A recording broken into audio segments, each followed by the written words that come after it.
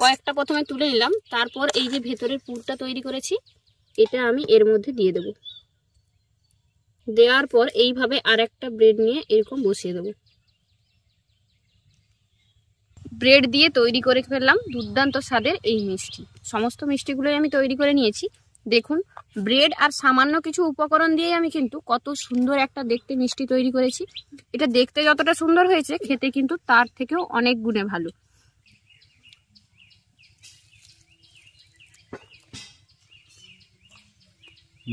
বাবা, দারুণ। নমস্কার বন্ধুরা, সানার কিচেনে আপনাদের সবাইকে স্বাগত। আজ আবার চলে এসেছি একটা দুর্দান্ত রেসিপি নিয়ে। মিষ্টি বানানো জীবনের সবচেয়ে কঠিন কাজ আমার মতে। আজকে খুব সহজভাবে একটা মিষ্টি তৈরি করে দেখাবো। এই মিষ্টিটা খেতেও দারুণ লাগবে আর বানানো খুবই সহজ। অল্প উপকরণ দিয়ে আপনারা এটা তৈরি করতে পারবেন। চলুন তাহলে শুরু করি। প্রথমেই আমি মিষ্টির জন্য চিনির শিরা তৈরি করব বা চিনির রস তৈরি করব। তার জন্য আমি নিয়ে নিয়েছি চিনি। চিনিটাকে দিয়ে দিচ্ছি। এবার দিয়ে দেব জল।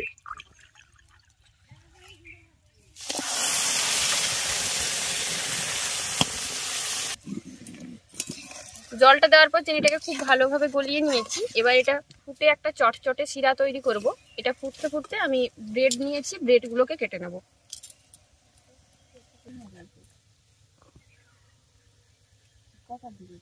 ব্রেডের চারদিকটাকে এইভাবে কেটে নেব।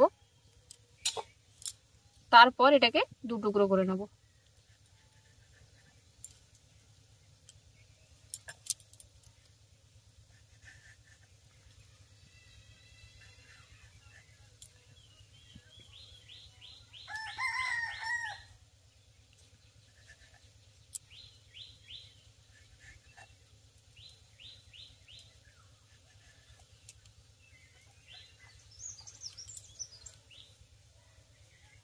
এইভাবে সমস্ত ব্রেডের পিসগুলোকে কেটে চারদিকটা বাদ দিয়ে বাকি অংশটাকে দু টুকরো করে কেটে নেব।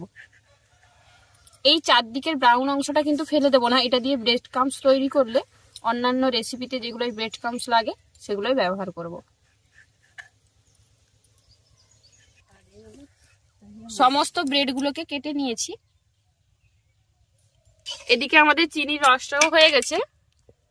দেখুন, এইভাবে একটু চটচটে শিরা তৈরি করে নিয়েছি। এবার এটাকে একটা পাত্রে নামিয়ে নেব।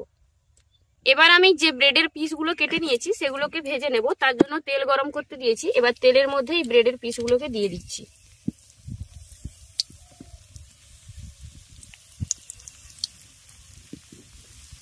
দুই পিঠ উল্টে পাল্টে এগুলোকে একটু লাল লাল করে ভেজে নেব। প্রথম ব্যাচের ব্রেডগুলোকে ভালো করে লাল করে ভেজে নিয়েছি। এবার এগুলো তুলে নেব। একইভাবে বাকিগুলোকেও ভেজে নেব।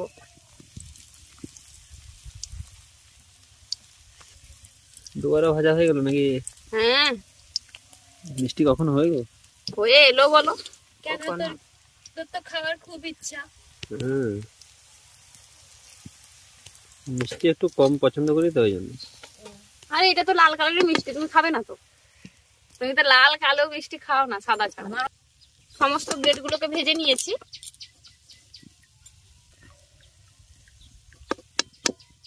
এবার কি মিষ্টি বানানোর দরকার ছিল না? এরকম ঘেনে নেবে। হ্যাঁ, আমি বুঝতে পারছি তুমি লোভ সামলাতে পারছো না। ব্রেড গুলো ভেজে নিয়েছি। এবার এই ভাজা ব্রেড গুলো আমি যে চিনির শিরা বা রসটা তৈরি করে রেখেছিলাম তার মধ্যে দিয়ে দেবো। চিনির রসের মধ্যে ব্রেড গুলোকে দিয়ে দিয়েছি। এবার এটা এইভাবে ভেজানো থাকবে যাতে চিনির রসটা ব্রেড গুলো খুব ভালোভাবে টেনে নেয়। ততক্ষণে আমি মিষ্টির জন্য আরো একটা জিনিস তৈরি করব যাতে মিষ্টির স্বাদটা আরো দ্বিগুণ হয়ে যায়। এবার মিষ্টির স্বাদ বাড়ানোর জন্য আমি মিষ্টির ভেতরে দেওয়ার জন্য আরো একটা জিনিস তৈরি করছি। তার জন্য কড়াইয়ের মধ্যে দিয়ে দিচ্ছি ঘি।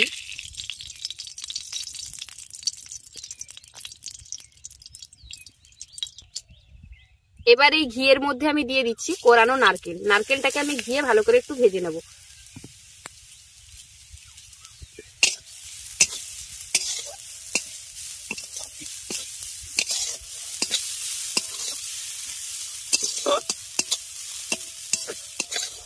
নারকেলটাকে ঘিয়ে ভেজে নিয়েছি। এবার এটা তুলে নেব, দিয়ে খেয়ে নেবো। তুমি শুধু খাবে কখন? তোমার এটাই কি চিন্তা? আমাকে বলো না। হ্যাঁ আমি বুঝতে পেরেছি, সেটা তোমাকে আর বলতে হবে না, কষ্ট থাক। নারকেলটাকে ভেজে নিয়েছি, এবার কড়াইয়ের মধ্যে দিয়ে দিচ্ছি জল। জলটাকে গরম করে নিয়েছি, এবার এর মধ্যে দিয়ে দেব গুঁড়ো দুধ, দিয়ে ভালো করে এটাকে মিশিয়ে নেব।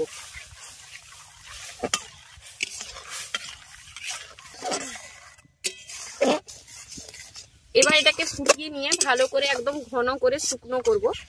আগে প্রথমে ভালো করে ঘন করে নেব, তারপর এর মধ্যে আমি ভেজে রাখা নারকেলটা দেব।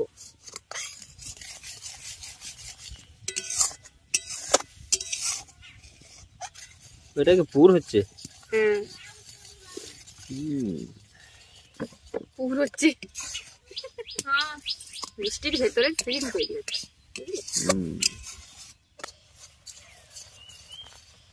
দুধটা অনেকটাই ঘন হয়ে গেছে, এবার ভেজে রাখা নারকেলটা আমি এর মধ্যে দিয়ে দেব, সেই সাথে দেব এলাচের গুঁড়ো। এলাচের গুঁড়ো দিলে এর সেন্ট আর ফ্লেভারটা খুব ভালো আসবে, তার জন্য এলাচের গুঁড়োটা আমি এখানে দিলাম। এবার ভালো করে সমস্ত কিছুকে মিশিয়ে নেব।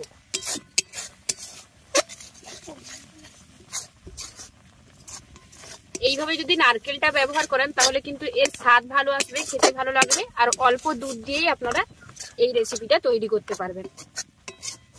আর যদি আপনারা নারকেল অপছন্দ করেন বা খান না, সেক্ষেত্রে নারকেলটা না দিয়ে একটু বেশি পরিমাণ গুঁড়ো দুধ দিয়ে ঘন করে এইভাবে ক্ষীর মাওয়া বা ক্ষীর তৈরি করে নিতে পারেন। মিষ্টির ভেতরে দেওয়ার জন্য আমাদের ক্ষীর একদম তৈরি। এবার এটাকে নামিয়ে ঠান্ডা করে নেব।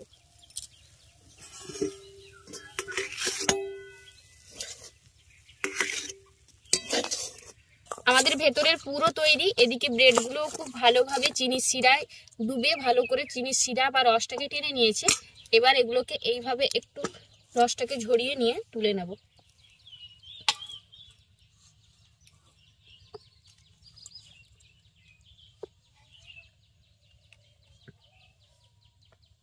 কয়েকটা প্রথমে তুলে নিলাম, তারপর এই যে ভেতরের পুরটা তৈরি করেছি এটা আমি এর মধ্যে দিয়ে দেব।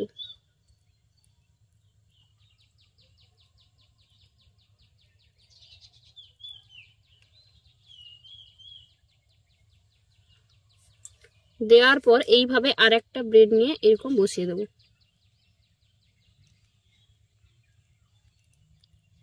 আমাদের একটা মিষ্টি একদম রেডি। দেখুন এটা দেখতে কতটা সুন্দর লাগছে।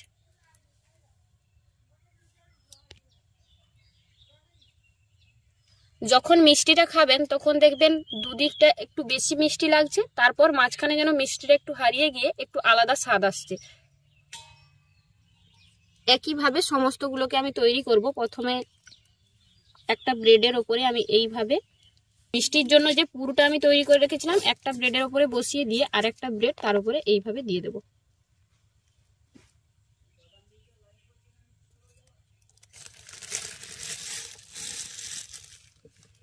দারুণ হচ্ছে সোনা, দারুণ হচ্ছে।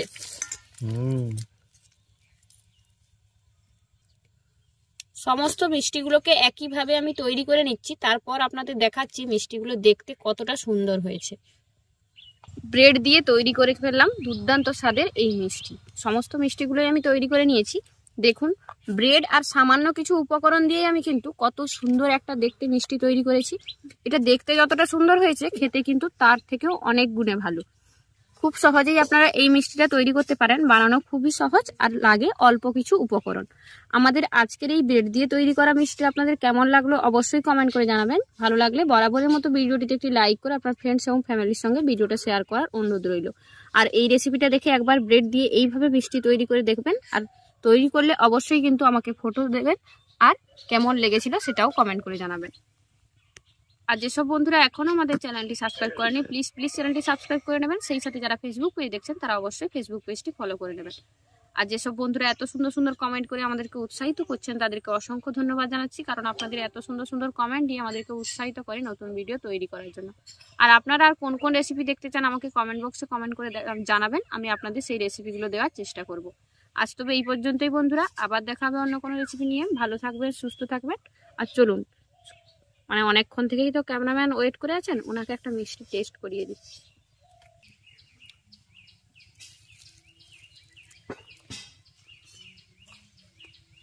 বাবা দারুণ।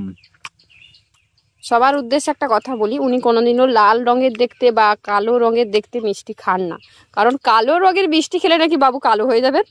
লাল রঙের মিষ্টি খেলেও সেরকম কিছু হয়তো ব্যাপার আছে, শুধু সাদা রঙের মিষ্টি দিলেই খান, না হলে খান না। আজকে দেখছি লাল রঙের দেখেও খেয়ে নিচ্ছেন, কেন বুঝতে পারছি না।